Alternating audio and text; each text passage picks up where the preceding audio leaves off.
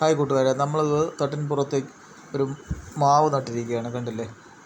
അത് കലപ്പാടി ഇനത്തിൽപ്പെട്ട ഒരു മാവാണ്. അത് നിറയെ പൂത്തിട്ടുണ്ട്. ഇപ്പോൾ ഒരു ടാങ്കിൻ്റെ പഴയ ഒരു ടാങ്കിലാണ് നമ്മൾ നട്ടിരിക്കുന്നത്. അതുപോലെ തന്നെ അതിന് നമ്മൾ ചെറിയ രീതിയിൽ വളമൊക്കെ ഇട്ട് നല്ലതുപോലെ തന്നെ വീട്ടിലെ വേസ്റ്റാണ് നമ്മൾ ഇട്ട് കൊടുക്കുന്നത്.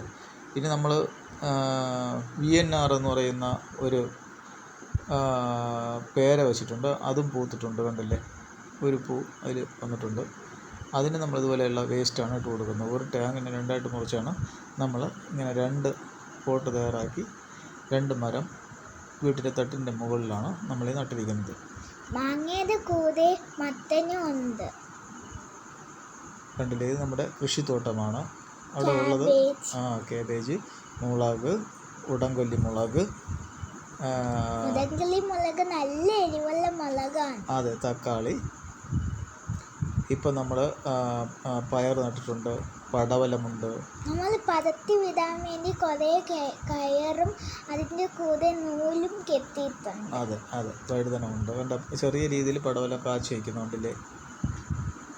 നിറയെ പടവലം അങ്ങനെ കാച്ചി നിൽക്കുകയാണ്. നിറയെ തക്കാളി നമ്മൾ വെച്ചിട്ടുണ്ട്.